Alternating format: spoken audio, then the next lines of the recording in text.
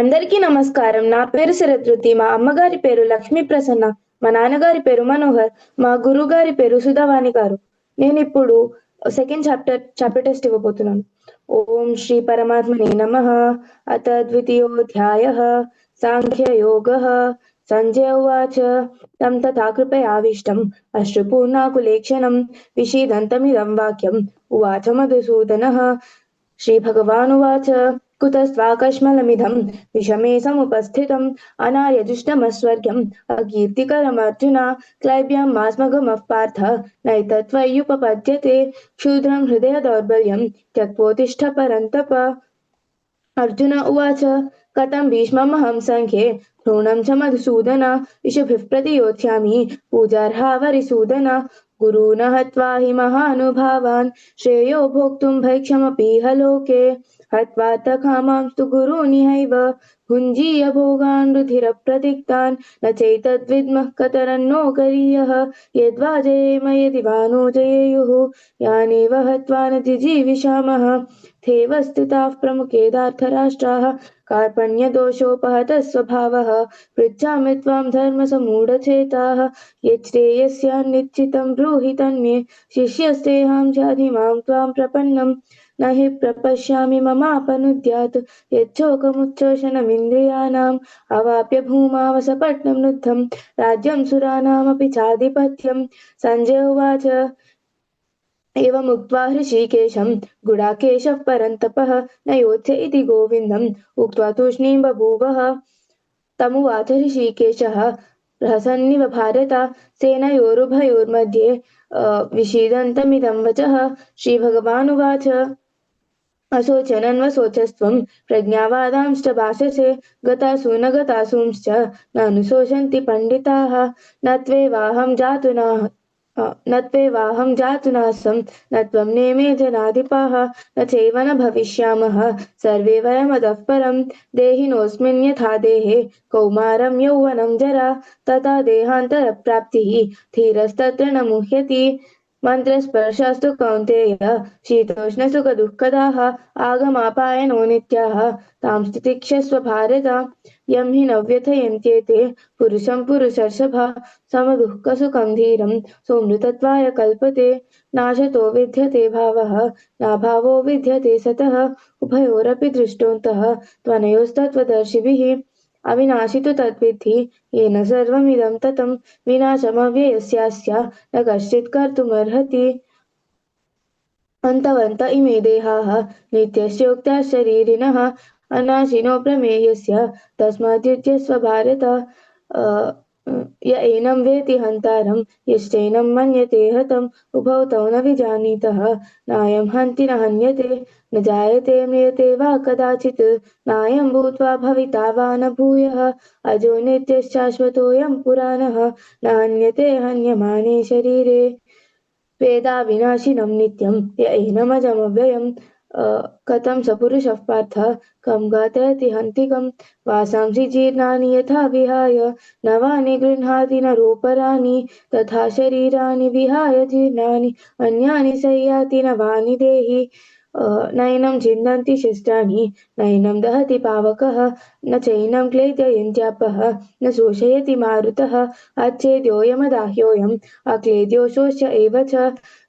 नित्यः सर्वगतस्थाणुः अचलोऽयं सनातनः अव्यक्तोऽयमचिन्त्योऽयम् अविकार्योऽयमुच्यते तस्मादेवं विदित्वैनं नानुशोचितुमर्हसि अथ चैनं नित्यजातं नित्यं वा मन्यसे मृतं तथापि त्वां महाबाहो नैवं शोचितुमर्हसि जातस्य हि ध्रुवो मृत्युः ध्रुवं जन्म मृतस्य च तस्मादपरिहार्येऽर्थे न त्वं शोचितुमर्हसि अव्यक्तादीनि भूतानि व्यक्तमद्यानि भारत अव्यक्तनिधनान्यैव तत्र శరదృతి का ఒకసారి మళ్ళీ परिदेवना 20 శరదృతి 23 నుంచి మళ్ళీ చెప్పు. నయనం చిందంతి మళ్ళీ చెప్పు. మళ్ళీ ఎక్కడి నుంచి రా? नैनं नैनं छिन्दन्ति शस्त्राणि नैनं दहति पावकः न न चैनं क्लेदयन्त्यापः न शोषयति मारुतः अच्छेद्योऽयमदाह्योऽयम् अक्लेद्यो शोष एव च नित्यः सर्वगतस्थाणुः अचलोऽयं सनातनः अव्यक्तोऽयमचिन्त्योऽयम् अविकार्योऽयमुच्यते तस्मादेवं विदित्वैनं नानुशोचितुमर्हसि अत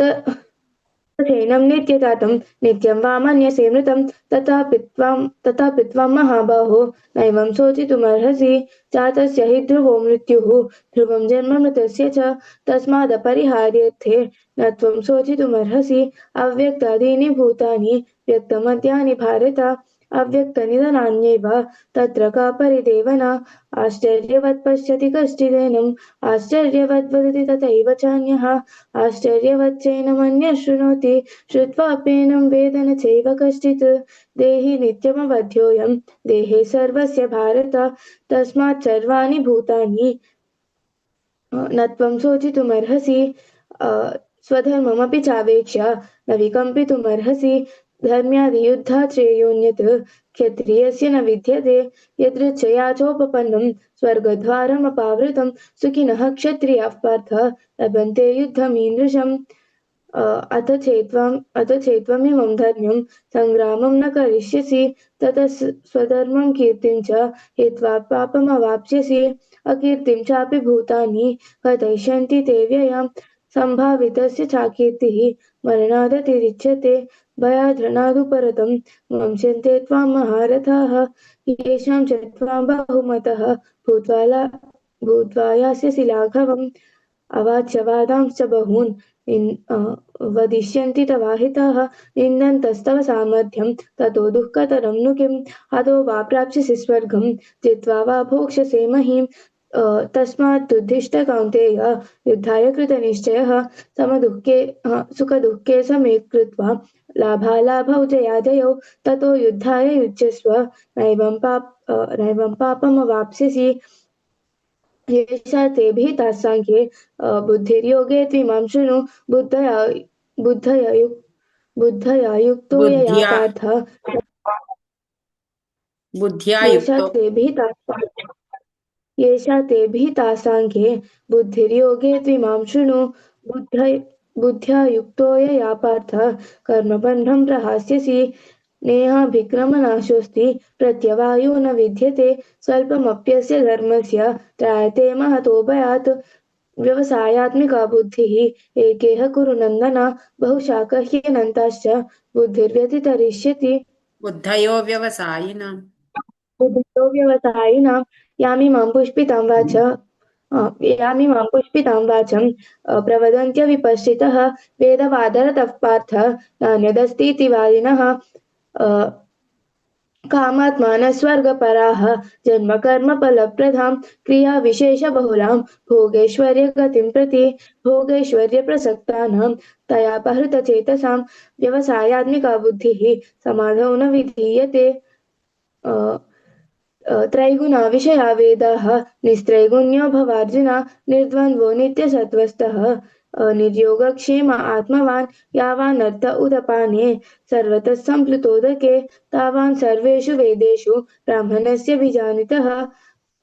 कर्मण्येवाधिकर्तस्ते मा फलेषु कदाचन मा कर्मफलहेतुर्भूः मा ते सङ्गोऽस्त्वकर्मणि योगस्थः कुरु कर्माणि सङ्गं त्यक्त्वा धनञ्जय सिद्ध्यसिद्ध्यो समो भूत्वा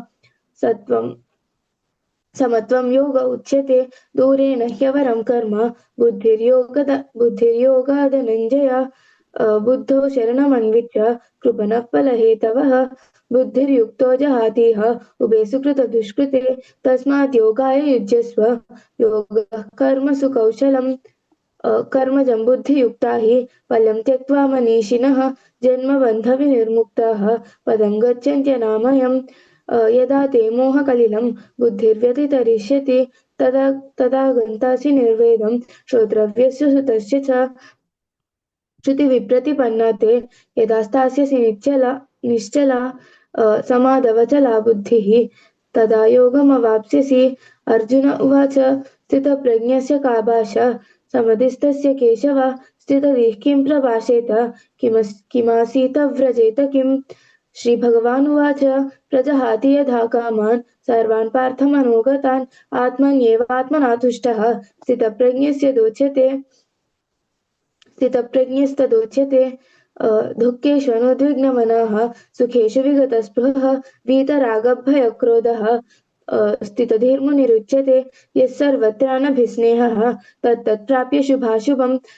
नाभिनन्दति न द्वेष्टि तस्य प्रज्ञा प्रतिष्ठिता यदा संहरते चायं कूर्मोऽङ्गानीव सर्वशः इन्द्रियाणीन्द्रियार्थेभ्यः तस्य प्रज्ञा प्रतिष्ठिता विषया विनिवर्तन्ते निराहारस्य देहिनः रसवर्ज्यं रसोऽप्यस्य परं दृष्ट्वा निवर्तते यततो ह्यपि कौन्तेय पुरुषस्य विपश्चितः इन्द्रियाणि प्रमाथीनि हरन्ति प्रसभं मनः तानि सर्वाणि संयम्य युक्त आसीत् मत्परः वशे हि यस्येन्द्रियाणि तस्य प्रज्ञा प्रतिष्ठिता ध्यायतो विषयान् पुंसः सङ्गस्तेषूपजायते सङ्गात् सञ्जायते कामः कामात् क्रोधोऽभिजायते क्रोधात् भवति सम्मोहः सम्मोहात् स्मृतिविभ्रमः स्मृतिभ्रंशात् बुद्धिनाशः बुद्धिनाशात् प्रणश्यति रागद्वेषवियुक्तैस्तु विषयानीन्द्रियैश्चरन्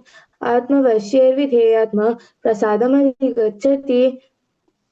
प्रसादे सर्वदुःखानां हानिरस्योपजायते प्रसन्नचेतसो ह्यासु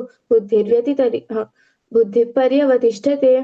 नास्ति बुद्धिरयुक्तस्य न च युक्तस्य भावना न च भावयतः अशान्तस्य कुतः सुखम् इन्द्रियाणां हि चरतां यन्मनोनुविधीयते तदस्य हरति प्रज्ञां वायुर्नावमिवाम्भसि तस्मादस्य महाबाहो निगृहीतानि सर्वशः इन्द्रियाणीन्द्रियार्थेभ्यः तस्य प्रज्ञा प्रतिष्ठिता यानि सा सर्वभूतानां तस्यां जागर्ति संयमी यस्यां जागर्ति भूतानि सा निशा पश्यतो मुनेः आपूर्यमानमचलप्रतिष्ठं समुद्रमापः प्रवशन्ति यद्वत् तद्वत् कामायं प्रवशन्ति सर्वे न शान्तिमाप्नोति न कामकामी विहाय कामान् यः सर्वान् पुमांश्चरति निःस्पृहः निर्ममो निरहङ्कारः न शान्तिमधिगच्छति एषा ब्राह्मी स्थितिः पार्थ नयनं प्राप्य विमुह्यति स्थित्वा स्यामन्तकालेऽपि ब्रह्मनिर्वाणमृच्छति ॐ तत्सदिति श्रीमद्भगवद्गीतासु उपनिषत्सु ब्रह्मविद्यायां योगशास्त्रे श्रीकृष्णार्जुनसंवादे साङ्ख्ययोगो नाम तृतीयोऽध्यायः 66 ఒకసారి చెప్పమ్మా శరదృతి నాస్తి బుద్ధిరయుక్తస్య చెప్పు మళ్ళీ नास्ति बुद्धिरयुक्तस्य न च युक्तस्य भावना न च भावयतश्शान्तिः अशान्तस्य कुतः सुखम् ఇక్కడ ఇందాక నచాయుక్తస్య చా అనేది దీర్ఘం రాలేదు ఇక్కడ కూడా నచా భావయత అక్కడ దీర్ఘం రాల ఇప్పుడు బాగానే చెప్పావు కరెక్ట్ గా నచ్చింది ఆ ఫ్లోలో స్పీడ్ లో రాల ఇప్పుడు బాగుంది ఓకేమా బాగా చెప్పావు చాలా బాగుంది కీప్ ఇట్ అప్